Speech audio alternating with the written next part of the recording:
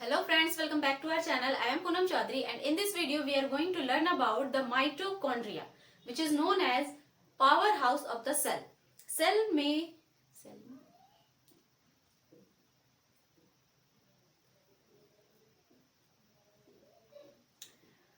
Hello friends, welcome back to our channel. I am Poonam Chaudhary and in this video we are going to learn about the mitochondria, which is known as powerhouse of the cell. क्योंकि ये ATP का synthesis करता है। इसके अलावा और भी इसके बहुत सारे फंक्शंस हैं। So let's move on to the video. So mitochondria is a plural word. Singular में इसको हम माइटोकॉन्ड्रियन कहते हैं और इस माइटोकॉन्ड्रिया को हम कॉन्ड्रियोसोम भी कह सकते हैं। इसका एक और नाम होता है। Okay, it is semi autonomous. Semi autonomous means कि ये इसके पास अपना खुद का डीएनए होता है, आरएनए होता है, प्रोटीन सिंथेसिस कर सकता है, ये रेप्लिकेट कर सकता है। That is why it is known as semi autonomous. Okay, इसको जब स्टेन करते हैं हम तो किससे करते हैं? जेनस ग्रीन से।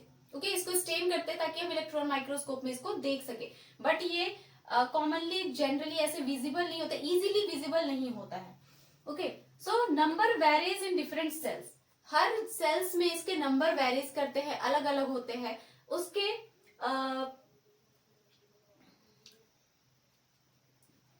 Number varies in different sales. Number जो होते हैं इसके वेरी करते हैं, हर एक सेल में अलग अलग नंबर होते हैं उसके यूजेस के according. Okay, for example 20 to 24 present होते हैं ह्यूमन स्पर्म के अंदर जो स्पाइरली अरेंज्ड होते हैं। ओके, 300 to 400 प्रेजेंट होते हैं किडनी सेल्स में उसके फंक्शंस के अकॉर्डिंग। 500 to 1000 प्रेजेंट होते हैं आपके लीवर सेल्स में। तो इस तरह अलग अलग एनिमल्स में भी माइटोकॉन्ड्रिया के जो नंबर होते हैं वो डिफरेंट होते हैं। अब इस माइटोकॉन्ड्रिया के बारे में हम थोड़ा जानते हैं कि क्या है ये। सबसे पहले ये powerhouse of the cell है। उसके बाद इसके पास डबल मेम्ब्रेन बाउंड है। हमने जो इंडो मेम्ब्रेन सिस्टम पढ़ा लास्ट वाले वीडियो में उसमें क्या था कि जो चार हमारे पास सेल ऑर्गेनल्स थे वो चारों क्या थे? सिंगल मेम्ब्रेन बाउंड थे। और ये माइटोकॉन्ड्रिया क्या है? डबल मेम्ब्रेन बाउंड है। इसके पास दो मेम्ब्रेन प्रेजेंट होते हैं। एटीपी का फॉर्मेशन करता है ये, है ना। इसके पास ही इसके अंदर ही होता है क्रेब्स साइकिल और oxidative phosphorylation, electron transportation, transport chain जो होता है वो भी इसी के अंदर होता है। तो ये एटीपी का यहाँ पर फॉर्मेशन होता है। डिवाइड बाय फीजर, क्योंकि ये रेप्लिकेट कर सकता है खुद का और सेमी ऑटोनोमस है तो ये डिवाइड कैसे करता है? By the फीजर। ओके, उसके बाद साइट ऑफ एरोबिक रेस्पिरेशन, यहाँ क्योंकि यहाँ पर क्रेब्स साइकिल हो रहा है, ईटीएस हो रहा है, तो ये क्या है? Site of aerobic respiration. यहाँ पर ऑक्सीजन को यूज करके एटीपी का सिंथेसिस किया जाता है और वाटर रिलीज किया जाता है। लेंथ क्या होता है इसका? Generally 1.0 to 4 micrometre. उसके बाद इसका शेप जो होता है वो सॉसेज शेप होता है, ये सिलिंड्रिकल होता है कुछ इस तरह का। ओके, ना इसका जो डायमीटर होता है वो होता है 0.2 to 1 माइक्रोमीटर। तो ये तो कुछ general information about the mitochondria. Chemical composition की अगर हम बात करें तो इसके अंदर प्रोटीन जो होते हैं वो 60 to 70% होते हैं। सबसे ज्यादा हाईली हमारा पूरा सेल ही सबसे ज्यादा प्रोटीन से बना होता है। उसके बाद लिपिड्स जो होते हैं वो 25 to 35% होते हैं। आरएनए इसमें प्रेजेंट होता है 5 to 7% होता है। डीएनए वेरी स्मॉल अमाउंट में होता है, एक सर्कुलर डीएनए होता है इसके पास अपना खुद का। मोर देन 60 एंजाइम्स होते हैं जिसमें कि रेस्पिरेशन में कुछ एंजाइम्स यूज किए जाते हैं, उसके बारे में हम पढ़ेंगे। तो कुछ इस तरह का स्ट्रक्चर होता है हमारा माइटोकॉन्ड्रिया का। ये देखिए, ये जो सबसे आउटर वाला लेयर दिख रहा है this is the outer membrane, सबसे बाहर वाला। ओके, और ये जो अंदर आपको दिख रहा है this is the inner membrane, ये जिसमें कि इसका एक्सटेंशन हो गया है टुवर्ड्स द मैट्रिक्स और इस एक्सटेंशन को हम कहते हैं क्रिस्टिक। ठीक है, क्रिस्टिक प्लूरल वर्ड है, एक होगा तो क्रिस्टा बोलेंगे। ओके, तो ये क्या है? Inner membrane. ठीक है, this is the inner membrane. ये पूरा इनर मेम्ब्रेन है और इनर मेम्ब्रेन का ही एक्सटेंशन हो जाता है जिसे हम क्रिस्टी बोलते हैं। तो this is the inner membrane. अब ये आउटर मेम्ब्रेन और इस इनर मेम्ब्रेन के बीच का जो स्पेस होता है this space is known as intermembranous space, जो कि लेस परमिएबल होता है। ओके, इसको हम इंटर मेम्ब्रेनस स्पेस कहते हैं और इसी के अंदर क्या होता है? ईटीएस होता है। ठीक है ना, ईटीएस मतलब इलेक्ट्रॉन ट्रांसपोर्ट सिस्टम। यहीं पर एटीपी का फॉर्मेशन होता है। यहाँ पर एक इसके पास आरएनए प्रेजेंट होता है खुद का। ये कुछ राइबोसोम्स प्रेजेंट होते हैं।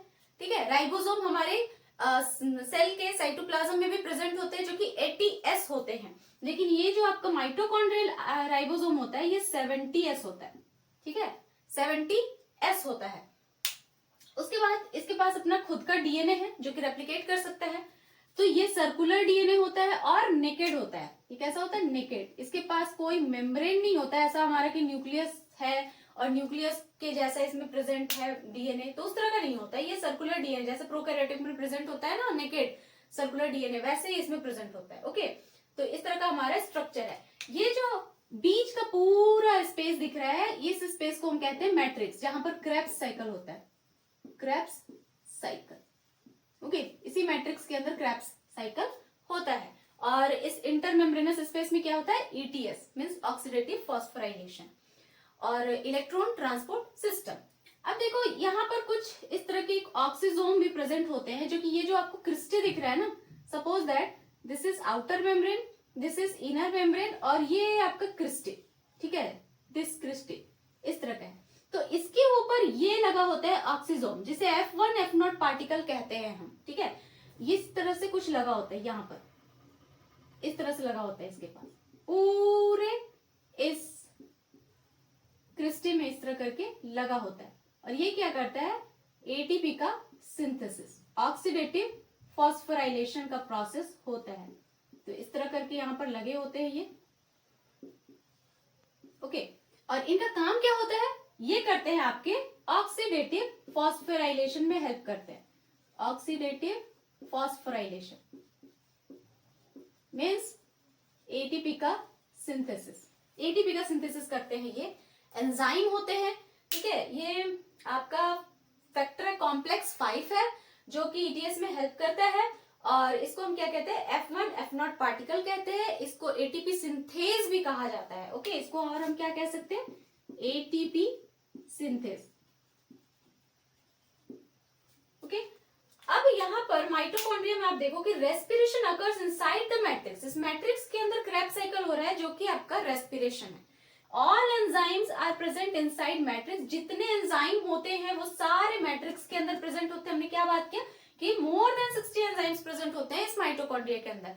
और सारे एंजाइम कहाँ प्रेजेंट होते हैं? इस मैट्रिक्स के अंदर, ओके, एक्सेप्ट वन, जिसे हम कहते हैं सक्सिनाइल डिहाइड्रोजिनेज, जो कि इनर मेम्ब्रेन में प्रेजेंट। अब हम इस माइटोकॉन्ड्रिया के कुछ फंक्शंस की बात कर लेते हैं कि इसके फंक्शंस क्या क्या होते हैं। सबसे पहला इसका फंक्शन है एरोबिक रेस्पिरेशन। ये एरोबिक रेस्पिरेशन कर सकता है क्योंकि इसी के अंदर क्रेब्स साइकिल होता है एंड ईटीएस का फंक्शन होता है। उसके बाद पावर हाउस, एटीपी सिंथेसिस हो रहा है, इसीलिए ये पावर हाउस का काम कर रहा है, पावर जनरेट कर रहा है। देन इंटरमीडिएट्स ऑफ बायोकेमिकल, ये माइटोकॉन्ड्रिया के पास क्या है? बायोकेमिकल सिंथेसिस के लिए इंटरमीडिएट्स प्रेजेंट है। जैसे कि जो क्रेब्स साइकिल हमारा होता है ना, क्रेब्स साइकिल में कुछ ऐसे इंटरमीडिएट्स बनते हैं जो आगे जाके बायोकेमिकल सिंथेसिस में हेल्प करते हैं, जैसे अल्फा कीटो ग्लिटरेट, ठीक है। अल्फा कीटो ग्लूटरेट जो होता है, जो कि क्रेब्स साइकिल का एक इंटरमीडिएट है, वो अमाइनो एसिड सिंथेसिस में हेल्प करता है आगे जाके, ठीक है। अमाइनो एसिड सिंथेसिस करता है और अमाइनो एसिड आगे जाके प्रोटीन बनाते हैं, तो ये उसका भी काम कर रहा है। स्टोर एंड रिलीज कैल्शियम, ये जो माइटोकॉन्ड्रिया होता है ये कैपेबल है कैल्शियम को स्टोर करने में एंड जरूरत पड़ने पर फिर उसको रिलीज भी कर देता है हमारे बॉडी में। थर्मोजेनेसिस, ये माइटोकॉन्ड्रिया स्पेशलाइज्ड होता है हीट जनरेट करने में, इसीलिए इसका फंक्शन थर्मोजेनेसिस का भी होता है। नेक्स्ट इसका काम है मैटरनल इनहेरिटेंस। तो जो ये माइटोकॉन्ड्रिया है वो किसी भी जाइगोट में जब आपके ओवा एंड स्पर्म का जब फर्टिलाइजेशन होता है, तो जो माइटोकॉन्ड्रिया होता है, क्योंकि ये सेमी ऑटोनोमस है, इसके पास भी इसका खुद का जेनेटिक मटेरियल है, तो ये सिर्फ और सिर्फ मदर मीन्स ओवा का ही माइटोकॉन्ड्रिया है जो कि आगे जाइगोट में प्रेजेंट होता है और इनहेरिट करता है। क्योंकि स्पर्म का जो माइटोकॉन्ड्रिया होता है वो ओवा के अंदर पेनिट्रेट ही नहीं करता, तो ये डायरेक्ट मैटरनल इनहेरिटेंस का भी फंक्शन करता है। तो ये था कुछ हमारा mitochondria. I hope this lecture found helpful to you. If you like the video, then hit the like button and do subscribe my channel.